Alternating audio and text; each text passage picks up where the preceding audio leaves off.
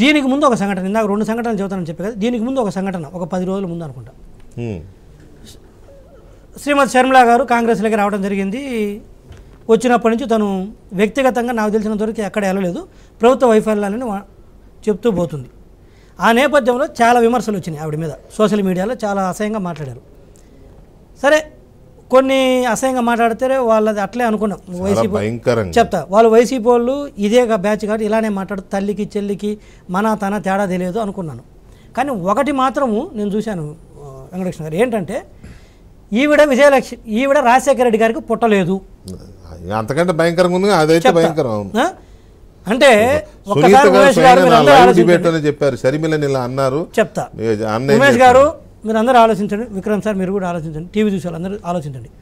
శ్రీమతి షర్మిల గారు రాజశేఖర రెడ్డి గారికి పుట్టలేదంటే జగన్మోహన్ రెడ్డి గారి తల్లి శీలాన్ని శంకించినట్టే కదా. అయినా స్పందన లేదు ప్రభుత్వం నుంచి, ముఖ్యమంత్రి నుంచి. దీని అమ్మ జీవితం ఎందుకండి, ఆ పదవి దేనికోసం అండి? ఒక తల్లి శీలాన్ని శంకించిన తర్వాత కూడా జీవిరెడ్డి గారు మీరు కానీ నేను కానీ అక్కడ ఉన్న ప్యానల్లో ఉన్న వాళ్ళు ఎవరైనా అలాంటి మాటలు మనం మాట్లాడలేము. కాదు తెలియాలి, సొసైటీ తెలియాలి. అంటే ఇక్కడ మనమేమి ఉమేష్ గారు మనమేమి లేని చెప్పట్లేదు, కొంచెం వాళ్ళు అన్నారు అన్నదాన్ని డిస్ప్యూట్ చేయట్లా, అయితే మనం మాట్లాడలేము. అలాగే మీరు కానీ నేను మాట్లాడితే ఇందాకనే 78 డిబేట్ పెట్టుకుంటే వాళ్ళం కదా, ఈరోజు ముఖ్యమంత్రి గారు వెళ్తే అంటే ఒక తల్లి శీలాన్ని శంకించిన తర్వాత కూడా ఏం బాపుకుందామని ఆ డబ్బుతోటి, ఏం బాపుకుందామని ఆ పదవితోటి, ఆ తొక్కల పదవి ఉంటే అంత లేకపోతే అంత, దేని తర్వాత అండి ఇవన్నీ పదవులు కానీ ఇవన్నీ కూడా?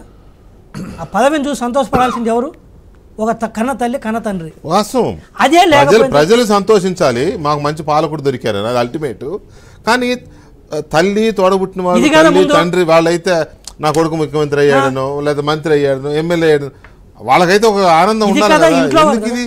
అంటే వాళ్ళు ఎవరైతే నిన్ను చూసి సంతోషపడాలో వాళ్ళని రోడ్డుకి ఈడ్చి ఇక ఆ పదవిని ఏం చేసుకుందామని ఆ పదవిని ఎందుకు?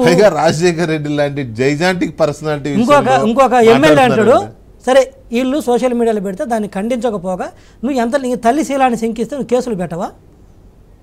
కేసులు కాదు, వాళ్ళ అలవాటు వేరు కదా లెక్క ప్రకారం. రెండోది ఇది కొత్త అయితే ఆయన పొద్దుటూరు ఎమ్మెల్యే దాదాపు ఇదే అర్థం వచ్చేటట్టు చదువుతాడు, ఈవిడ కూతురు కాదు అంటాడు, తెచ్చి పెంచుకున్నది ఏదో దత్తపుత్రిక సంథింగ్.